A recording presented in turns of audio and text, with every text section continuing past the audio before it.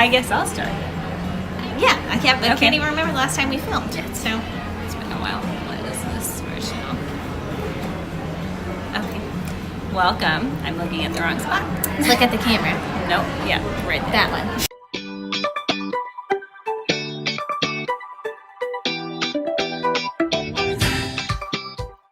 I'm Ashley. I'm Laura. And today we're going to do just a quick Q&A because we haven't really done this at all. No, Ever. never. I just made eye contact with myself. We're filming on, just gonna make a disclaimer in case we need it. We're filming with the selfie camera on, and we don't normally do that. It's very distracting to see what our hairs look like. Yeah, that's why I while keep we touching my film. hair. Yeah. So just, bear with us in our We hair. can make this its own drinking game. Yeah. Drink every time we touch.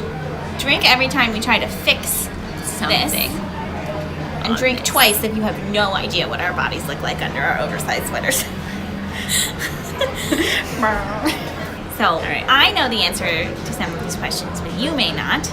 Where are you from? California. Where did you grow up?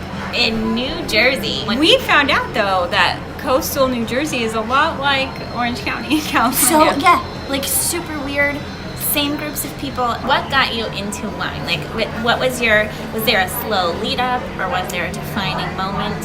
So I always drank wine once I was legally able to. And I remember my uncle being at a family party. My uncle was trying to make wine, and from the reactions of others, because I was still like 12, maybe 10. It wasn't great. But it was from Idaho, But right? yeah, it was Idaho wine, but I don't even know. It was like rhubarb wine. It wasn't even from grapes. But there was always wine around. That I didn't know. Yeah. There was always wine around. And then I would just be the one that would bring a bottle of wine to parties for myself. And I went to Montreal, and I now husband, his family friend collects wine, like really, really great Bordeaux. And that was the first time I had a 1996 Chateau Latour, and it was the first time I was like, oh, this is what wine can taste like. It really opened my eyes to like, there's this whole world of wine. It's fascinating, and it's weird because it's an industry, like it totally reflects trends that are going on. I have a fashion background, can't you tell? She's the fashionable one. And you can tell how the trends are changing and the reflection of society in wine. Like right now there's this whole, I don't want to say like healthy, but people are really conscious of what they're ingesting. And like natural wine is having the biggest moment. But it's all like cyclical. Oh yeah, It's totally. just- granted, this, Like when butterfly clips came back. Not that they did. Or like those chokers. yeah, the chokers. With the spiral. The like, What is it? it was stretchy. It's like macrame but made out of nylon. Not nylon. But it, You guys know. You know. Like the little, it's like, and it's like this small, but when you put it on, it's like this. and they had different sizes. Yeah. I got into wine. I guess that's kind of always been an interest for me. The first initial spark, well, my dad and my uncle made wine. I remember one specific day going downstairs, it was bottling day, so they had like these, I don't even know what they're called, what they're made out of, but like the pipes that bring the wine from the keg into the bottle. And I remember the wine traveling down, and I was young, like 7 or 8, something like, I was definitely young, but my dad was like, here, try this, and he like put a little bit on a spoon or something, like it was a small vehicle for me to try it, and I was like, I don't like that. I really, really did not enjoy the taste, but obviously like you're little and it's just bitter and whatever. Yeah. So we watched Top Chef when it was on, and did you watch Top Chef? Here and there. You know, the first or second season, that guy he's blonde, he lives in the city. He's from Montreal or Vancouver, I think, Yes. actually. The blonde guy. And he was the only sommelier on Top Chef that season, and maybe ever. I honestly stopped watching it. They made him out to be like this snob on the show, like egotistical and whatever, but I always thought, I was like, oh my god, he's so cool. Like, he does wine for a job. Like, that's really cool to me. An old friend of mine suggested, like, really told me to take the push to the wine industry. So I was like, I would love to do that. And told me to do it, and I did it, and I'm eternally grateful for myself that I did it. Yeah. Good song. JT just came on. Great music. Desert Island wine. Riesling. Which, do you have a specific Riesling? Gosh. See, Give me a region. Germany. Dry? Yeah,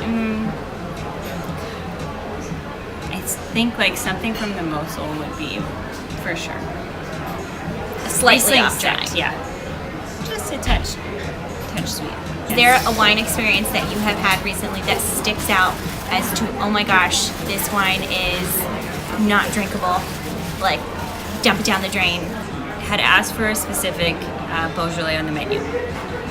The person working gave me a different one. He thought I was pointing at something else, and it was completely off. He disagreed with me. And I think it was just the bottle. It was completely, I'm gonna go with saying that it was a bottle variation, because I didn't know anything about this producer. And I ended up sending it back, and then we got a really good bottle. The same one. No, different. We got the bottle that I wanted, and it was great. A wine writer suggested that you retry commercial wines if you work in the industry, because we're not, to be honest with you, like, none of us are sitting here drinking commercially made wines. So someone bought, I'll just say what they are. Someone bought an Apothic Red and a Meiomi and brought them Oh. to the office. I can talk about Naomi too. Go I on. could talk about Yeah. Meiomi. So we That brought them was- into the office, and they're like, you know what, let's retry these. We opened them both, and it's so funny because you try Meiomi, and you're like, I just don't want that, and you dump it down the sink. And then you try the Apothic Red, and then you're like, someone wash my mouth out with Meiomi. Like, that is the best way to describe it. So the retasting of commercially made wines, and that makes me, I almost feel like that can be interpreted as like, oh, so snobby, but it's literally just the chemicals. You taste them once you learn what wine tastes without them, and then you try them with it. It's like, oh my Lanta, like a smack in the face Yeah. of dye. Like, it's just crazy. So that was like, it was like a humbling moment though. Yeah. Currently, favorite wine of the moment. My favorite wine of the moment right now is a Sauvignon Blanc from Piedmont in Italy. It's Perusa Langbianco. So it's a Sauvignon Blanc aged on the lees. So the lees are the yeast and like the funky stuff in the wine that really make it ferment. You've probably heard us talking about this. It is on the lees, like they beat it into the wine like they would beat lees into the wine like champagnes. And this one is just so good. I brought a bottle for her to try, and I basically forced her to like it. I was like, you gotta try this wine. Like, so obsessed with it. But if you're at a bar and you're not drinking wine, Yeah. quick, immediate, what do you order? Neat bourbon. What bourbon? Well, Give me a highbrow and a lowbrow. You know what you're saying is mine. Wild Turkey, Wild Turkey, 101. Hill Rock. and yeah, Hill Rock are what I would order. Wild Turkey 101. Pretty much the go-to. Any dive bar. Does the job. Just like a random guilty pleasure. Guilty pleasure. Singing the Jonas Brothers in my underwear. All right. My wine guilty pleasure. Oh my god, that was so embarrassing. You know, like sometimes you just gotta put on a performance.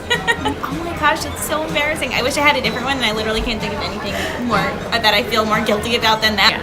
Do you have a guilty pleasure? All the Bravo shows. Oh my god, she's obsessed. Like, not all of the Real Housewives, but like No, the OG, Housewives. like OC, obviously. I mean, I lived in it. New York, love. What's that one that you watch with the? What was that? Wrestling? Oh, that's on E. So it's Total Divas or Total Bellas, because I love them both. Vanderpump, I recently I started that, and then I unfortunately have gotten sucked into The Bachelor, and I can't believe I'm saying it. Am I the only person that's not watching The Bachelor this season? You might be now. A friend that I was out to dinner with, he's watching The Bachelor with all of like it's a bunch of guy friends, like they're all watching The Bachelor together. I think, yeah, it's I feel really left out, guys. never watched. Like here and there, but I've never actually watched it now, like the last 2 weeks. A disclaimer on Ashley's relationship with The Bachelor. Every season, she is 2 degrees of separation away from at least one contestant because they're all from California. This season, I don't actually know anyone that knows anyone That you know of. that I know. Yeah. Coffee or tea? Coffee. You? Coffee. Sweet or salty? Salty. It's really hard for me to choose. Something that you eat that other people might find strange. Like a Olives. food combination. Oh, food combo? I cannot think of a weird food combination. Like, I can't think of one No, I can't either. that I do. Yeah. That's weird. I'll dip like celery in chocolate flavored hummus, but celery doesn't taste like much. No, it's more It's a like vehicle for the crunch. chocolate. Put red wine vinegar on my pizza. Yeah.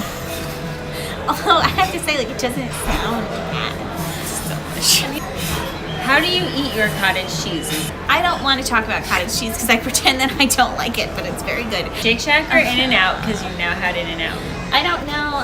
I think In-N-Out. My ideal meal in this scenario is In-N-Out burger or Shake Shack fries. Totally agree with that. 100% agree. The crinkle cut Shake Shack perfected the crinkle cut fry. I also really like the fried chicken sandwich from Shake I Shack. want to try that. Oh, so good. Extra pickles though, you gotta get. No. You have a favorite song? I think most Michael Jackson songs. Can't pick one Michael song. I always think I don't have a favorite song, but I think I do. Rubber Band Man by the Spinners. Okay. I think it's my favorite song. Just did a weird thing away. Favorite season? Friends? Last one. Are you ready? Winter. What? I think it is. I think I really like winter, guys. I really like the cold. I would say fall in a snowy winter. Oh yeah, snow. Snow.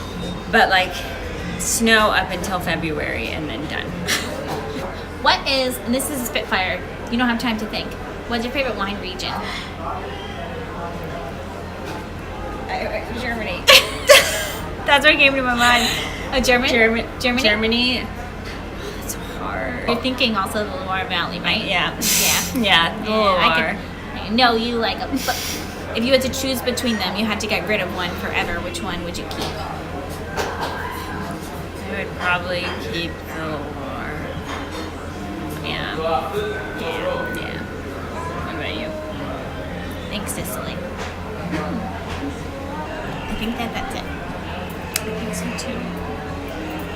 If you guys have any questions for us, sounds so weird. Do people care about us? Do you guys We'll care? find out. Maybe, maybe not. Yeah. If you guys have any questions for us, drop them in the comments below. Okay. Alrighty, we're gonna sign out. Well, thanks for joining us. Hope you guys learned a little bit more or cared about it. Who knows? Cheers. Cheers.